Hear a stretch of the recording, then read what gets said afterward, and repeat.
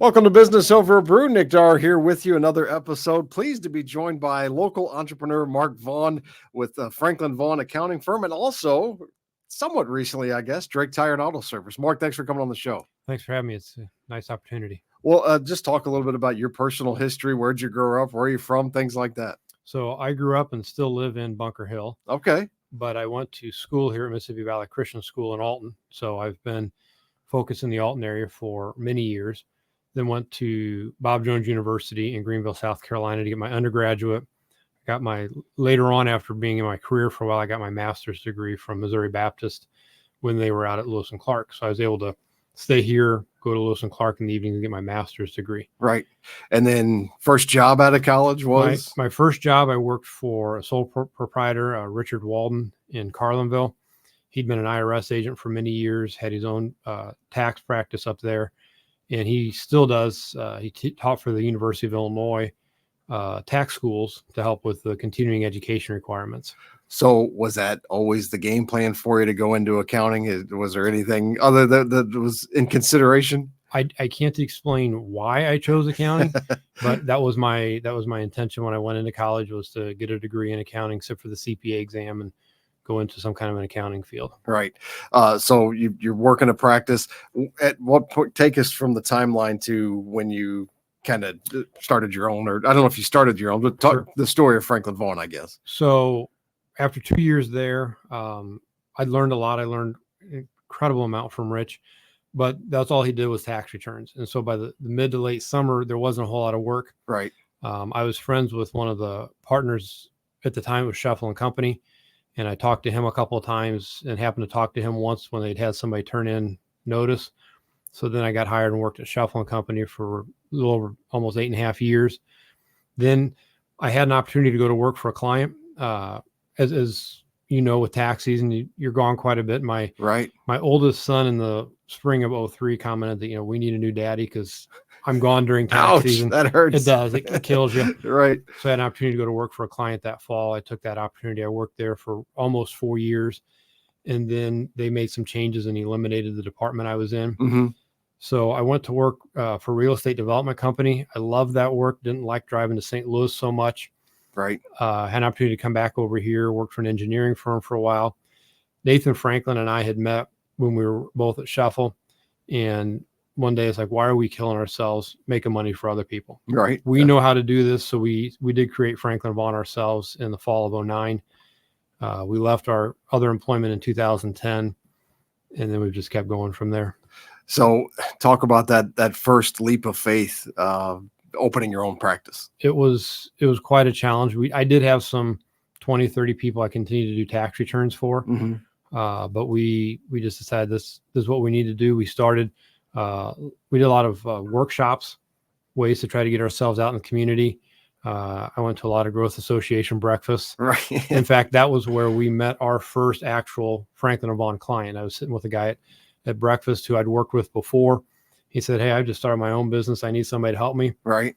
And so from there, we just kept beating the pavement and trying to get new clients. Yeah. So that's obviously a big part of it. Tax season, talk about tax season, because it sounds like you wanted to get away from that model a little bit of just, being specializing in tax returns, but it's still a thing, I know, for you. It is. We look at it a little differently. We don't require as much overtime as a lot of people do. Mm-hmm. But then we also have the ability to work at home. So most days during tax season, I may be at the office until 6 or 6:30. But then I take my laptop, I take files, and I go home. So even though I'm still working, I'm at least able to be around my family. When my kids were young and in school, I could put stuff aside. I could go to their sporting events, then go back to work. They didn't care if I worked late into the night. I got to be at their sporting event. That was what was important to me. Mm-hmm. So we don't have. So they didn't need a new dad anymore. Right, right. Because we didn't have the time away from family demands that a lot of firms do. And part of that's because of the technology change between when I left in 2003 and when we started Franklin Vaughn in 2010. 2010, so 14, 15 years there. Talk about getting involved and with Drake Tire and Autos. So I've been trying to find something else to do. I don't know why, but felt like I could do better with my money than putting it in a stock market. And so I've been looking at different business opportunities. And in 2021, the opportunity came along for Drake Tire and Auto. It was available, and I met with the current owner, and it just seemed like it'd be a good fit. So my family, my wife and I invested in that. Obviously, I'm not down there turning wrenches every day. Right. We've got a great staff that does that, and they prefer I stay out of the shop area Sure. anyway. And so it was a great investment to get back into the community more, another way to be involved in the Alton area. Yeah, it's just it's more of an impactful investment, I would say, Mm-hmm. than just buying a little bit of Apple or Google or Right. a stock or a Right. mutual fund or whatever, because you do have a chance to save a business is probably not the right word, but I'm sure you hear the same thing talking to business owners that I hear is exit strategies Mm-hmm. and what's going to happen to my business after. I mean, a lot of business owners that have been successful for a number of years, but they don't know what's going to happen, once they're Right. not in the business anymore. And I wouldn't be here if it weren't for the accounting field. Right. But I do not anticipate dying at my desk in the accounting field. Right. And so when I do retire, it's something else that I can be involved in and make a difference. And it was a great, it went through some changes brand wise, but the Mm-hmm. Drake brand has been a strong one in the Riverbend for a long time. I've been stunned. When I was purchasing it from the prior owner, they had rebranded it to their company name. Mm-hmm. And one of the things he strongly told me was, he said, you need to switch it back to Drake. He said, when they purchased it, they purchased the rights to the Drake name. That was part of what we purchased as well. He said, you need to go back to that Drake name. And I've been stunned at the number of people. So well, it's good to see that Drake is back. And that is it's a great name in the community. Right. Talk about some of the maybe unexpected challenges in that industry that because knowing you, I'm sure you researched it pretty heavily before you dove in, but maybe what were some things that surprised you about it? The one thing that I really had to get up to speed on is that the working with employees in an auto industry is different than working with employees in an accounting industry. Yes, I would think. But we have the same challenges down there where it's hard to find good employees. Right. Right now we need another mechanic. Our mechanic that we had has left, and they don't just drop off trees. Yeah, I don't know, man. It's one problem that is just prevalent amongst almost every conversation I have with other business owners. That comes up is the employment, the finding people piece of it. And I think for you, it's a problem in both industries that you're in, right? It is. Maybe you have a solution for that. I do not. No, as soon as I do, I'll write a book, and then. Well, you could make some money if we could solve that Yeah. problem for people of where do you find people? We'd be in good shape. Yeah, we absolutely would be. What are some things that I think one of the things we've talked about before is it helped you probably prepare for the auto industry, the auto repair industry, because you had worked with so many different business owners over the year. Talk about how that piece of it, the accounting career, prepared you for this piece of entrepreneurship for you. That's one of the nice things about public accounting. You get a wide variety, in industry, and you really get to look under the hood too. Right. I mean, right. In industry, you're doing the same thing every day, closing books. It's always the same. But with public accounting, I'm working with nonprofits. I'm working with auto companies. I'm working with construction companies. I'm working with a lot of different industries. And then I moved to a different industry. We have tax season, and then we do audits, and we do bookkeeping. So it's a constant change, constant variety. And it does give you a broad background to see, in the auto repair industry, what are other people doing? What are other things that are going on? Hey, that's something that they've implemented that worked great for them. Can we do that over here? Or on the other side, that's something that didn't work for them. Let's stay away from it over here. And I think too, there's some principles that regardless of the type of business you're in, work. What are some of those principles as you've seen maybe from more on the accounting side of things that, things that just some, bedrock things that every business should be doing and paying attention to? One of the main struggles that we have at Drake, and it's common, is cash flow, making sure that you have proper capital or access to capital, because if you're doing things on credit, then people are going to pay you eventually, but you've got to potentially pay for your stuff up front, right? Or before you get paid. And that's one of the main things I see a problem with working with clients is they don't come in with enough capital to begin with. And so they're always behind on paying things. And then eventually it becomes too much and too big of a burden.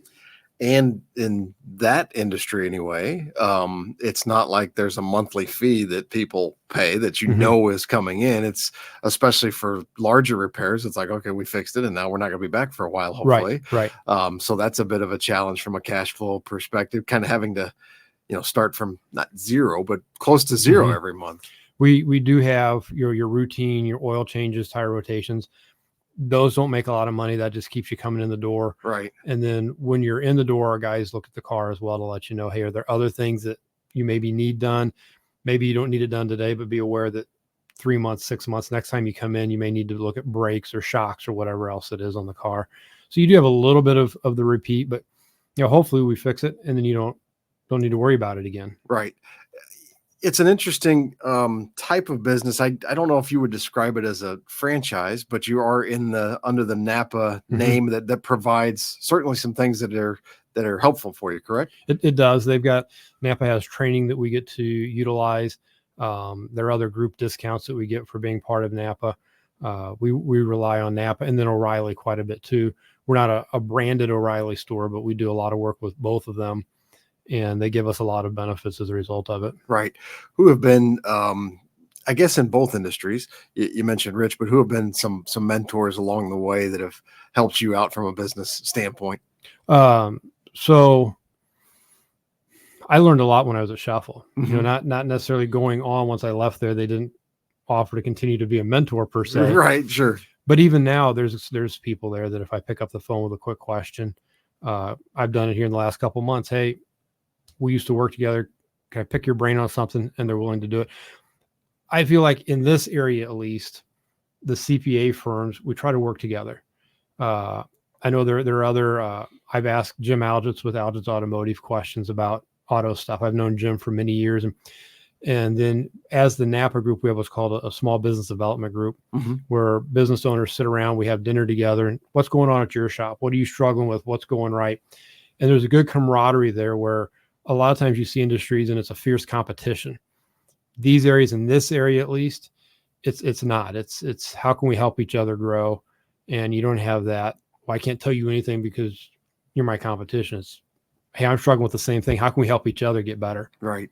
I would think from the outside looking in that one of the challenges that you had to face and maybe still face is, guys that have been at the shop for a while. And thinking, what is this accountant going to do to help us? What does he know about running an auto repair service? But I know you've had some things that have certainly helped with that. Sure. And unfortunately in the back office, the back part of the shop, we've had complete turnover since I took over. Right. Jim and Chris at the front of the shop, they know that I don't know the auto repair stuff. I know that I don't. So it's Jim, you run your part. I'll take care of the finance side. And I kind of rely on Jim and Chris to do both of that. Right. Because they're reliable people to do that. They came highly recommended from the prior owner, and they've proven that they know how to handle that as long as I stay out. It's really a good illustration that the engine that drives everything for almost every business is the people that are working. You've got to find, and it's almost across the board, business owners that I talk to that are kind of the technicians of their business. They're doing everything. Right.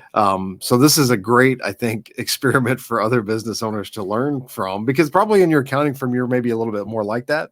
Yes. Yeah. I'm definitely hands-on with everything at the accounting firm. So it's and you always, every business book you read talks about, you need to work on the business and not in the business. So this has kind of been a good, maybe experiment for doing that for you. Sure. Are there things now that you've learned from doing that you can translate to the accounting firm?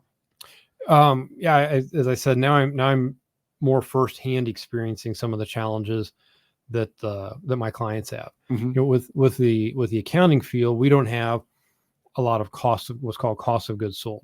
We have our employees. Right. With the auto shop, I've got all the parts that I've got to buy. So I've got to watch my margins on that. I've got to watch my labor rates. I've got to watch how efficient are the employees, because the margins are a lot thinner when I'm not just selling time, basically. And what year did you actually purchase Drake? So we closed at the end of 21. I took over just January 1 of 22. And I mean, that was definitely a little bit of a tumultuous time. I'm sure, you've seen some pretty big fluctuations in the pricing and the labor rates and things like that. And I think coming into it, I think they were quite a bit below market to begin with. Right. So we've had to do some price increases. All of our costs have gone up. Mm-hmm. As minimum wage has gone up, well, the guys at the shop are saying, wait a second. I'm barely making, right. I'm barely making minimum wage. Right. So you have to increase everybody's salary there. The cost of parts have gone up. Everything's gone up. So we've had to implement some changes to try to do that. Cost of parts, probably ability to get them with some supply chain issues and things like that. All things that you really probably couldn't have anticipated much. And with the supply chain and the parts issue, those aren't your $200 jobs. Those are your bigger jobs where we need to get this done and out because we're paying for this stuff up front. Right. And when you're sitting there waiting on a part, becomes expensive pretty quickly. Sure, absolutely. What some advice that you would give to maybe somebody out there who is thinking about starting a business or maybe has started one but is in that like 1 to 3 year phase? Work with a good team. I've told that to all of our clients. I see a lot of people that, well, I can just do all this on my own. Well, then they find out that they set their company up wrong and now they don't have the legal protection. Get a good lawyer, get a good accountant, get a good banker. Right. One of the areas that I see people frequently want to cut when things aren't going well is the advertising. Mm-hmm. Obviously, you don't. That's a bad idea, everybody. Don't do that. No. It is a bad idea because if you're not advertising, people don't know you're out there. Right. When we took over, one of the first calls I made was to, at the time, Eric McRoy, right, because we need that advertising. We need people to know Drake Tire and Auto is out there. Right. And just having a sign on the side of the road doesn't cut it. Sure. Well, that brand awareness is critical. What in truthfully, when times are bad and times are good, you need to be doing it, because even when times are good, you do hear that from people like, I can't afford to advertise because I've got more business than I know what to do with. Probably that's not always going to be the case. So there's going to be ebbs and flows, and you've got to it's a continual effort of building brand awareness. Even as long as Drake has been around, it's still that reminder, because it's not, especially that product is not something you use every day or every week. It's maybe a monthly oil change if you drive a lot, but for the most part, it's something that, especially for big repairs, it's something you just have to be, the consumer needs to be aware of you before they're needed. So when you are needed, you're the first name that comes to mind. Absolutely. That's what we preach to business owners every day. I didn't tee him up for that, by the way. That was on his own. He came up with that's a sincere comment. Well, thank you. Appreciate that. Where do you see Drake going in the next 3 to 5 years, let's say? Well, as I said, hopefully we can get at least one more good mechanic in there to help out with some of the higher level mechanic repairs. We just continue to try to train our guys that we have so that they can provide more services. One of the challenges that obviously faces us is all the technology changes. Right. You've got all these lane sensors, all these devices where if you replace a windshield, that's a whole new thing, because your windshield has all these sensors. Sure. And so trying to figure out what technology do we stay up to date with, what technology, no, we're just going to outsource that to somebody else. So knowing where we need to move forward. Right now, we don't necessarily work on electrical cars. We can do tire changes on those, but a lot of that stuff, like let's let the technology kind of age a bit more before we invest a bunch of money into it. Boy, it's that constant temptation, though, for us, our industry changing so much. There's a different new digital advertising shiny object that I want to chase every day. Sure. So I have to fight that temptation of, no, we're going to do what we're really good at, and not branch out into, like, we don't do SEO, for example. It's just, to me, it's not too complex. It's just not effective enough. Right. I don't know enough about it. It changes so much. To me, it's not worth doing at the moment. But I imagine you guys have to fight that temptation too. Boy, I think we could do this. And that's good advice to all small business owners. Know what you're good at. Right. There are things that, yes, we can do, but that's not our sweet spot. That's not what we're good at. So if not, it's probably better to put that off and focus on what you're really good at. Where can you really make money and provide a service? Right. That's a struggle for me, because I like to, I like taking on new opportunities and things like that, but sometimes it's at the detriment of what you do well. So in the auto side, Jim knows that. He knows what we're good at. Right. On the accounting side, I struggle with that too, because it's like, sure, I can probably figure that out. Right. Sure. Yeah. And there's got to be a YouTube video out there or something. I had to tell somebody the other day, they were asking about a service. I was like, probably could, but I'll be honest, it's not an area we're good at. Right. And refer them on to somebody else. So you're working on, you've got two businesses that you're running, one owning and running one. What's your daily routine like?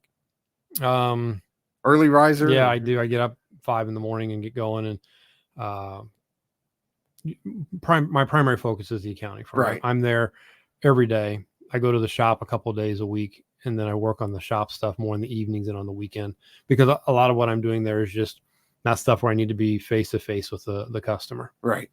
So, if people want to find out more about either Drake or Franklin Vaughn, how can they do that? Drake, we've got a Facebook page that they can go to and learn about. Franklin Vaughn's got a website, and we can go there and see more about what we do there. Check them out. If you need auto repair, I know probably not taking on clients necessarily in the tax or on the accounting side of things, maybe at the moment, but definitely Drake Tire and Auto. I'm just so appreciative that you came in and invested in a local business and are going to keep it going for a number of years, because it's just small businesses, local businesses like Drake are absolutely the backbone of the community, and really important to keep those going. It's a lot easier to just say, hey, here's some money, financial advisor, go invest it. But it's not as much fun. Not as much fun. And not as much impact on the community. You're not directly employing people and things like that. So and making friends at the same time. Yeah. I think they do too. I consider myself friends with the guys down there. And so you're making good connections. You're making good connections with the customers. We've got one down at Drake, and I think they intentionally schedule her to come in at 8 o'clock in the morning because she brings them all breakfast. And so you're just making those connections, and having a change. This might be an area that you're not an expert in, but I just wanted to get your 2 cents on it, because it's something that has been coming up in conversations I've had recently of what are some exit strategies that business owners might look at that have been doing it for a long time, and they don't want the business to just fold. They'd like it to keep going, but boy, they're not going to they're not going to die at their desk, like you said. I've occasionally, not very often, I've had some come in and say, yeah, we just closed our business last year. I hate to hear that, because there are exit strategies. One of the first ones to look at is there somebody internally that you could bring up and then work with selling it to them, transition over time. It doesn't all have to be write a big check day one. If you know them, have worked with them, trust them, transition to them over time. You can go work with business brokers. That's how I located Drake, was through a business broker. They'll buy and sell businesses. There is what's called an employee stock ownership plan, ESOP, where you can sell it to all your employees. Right. That one's a little more tricky, but there are numerous other strategies. I hate to see somebody just close their business. You could always sell to a competitor, but I hate to see somebody just close. And there's some value there, even if you think, closing it, you get zero for the employees lose their job. That's how we ended up acquiring the Advantage. I got a call saying they were closing, and I thought, wait a minute, I think there's something we could do here. So there's some value to your business. I think that's the one thing, maybe just recognize that there's probably somebody out there that would buy it. At least exhaust that opportunity before, even if you just gave it to them, but kept the business going. There's great value in that. You've got a track record, a client base, customer base of some kind. There's absolutely some value. And you may be able to, maybe you're not going to get a sum of money, like a lump sum of money for your business, but perhaps the investor coming in would say, hey, why don't you stick around as a consultant for a year, because we need you. I don't know anything about the auto service business or whatever business you're going into, but I want to invest in it. And you stick around for a consultant and help us out, and we'll pay you to do that. So I think that's one thing for business owners that are out there right now that are maybe at the tail end of things to think about, is there is value in your business. Somebody out there, may make you a ridiculous offer for it, first of all. So, and especially if you're cash flowing and things like that, I think there's opportunity out there. So, but maybe the mentality is that you just work in it so long, you think, who would want to do that? Right. I don't know. Yeah, I'm done. I want to walk away, but you can do that and still get some value for it. Right.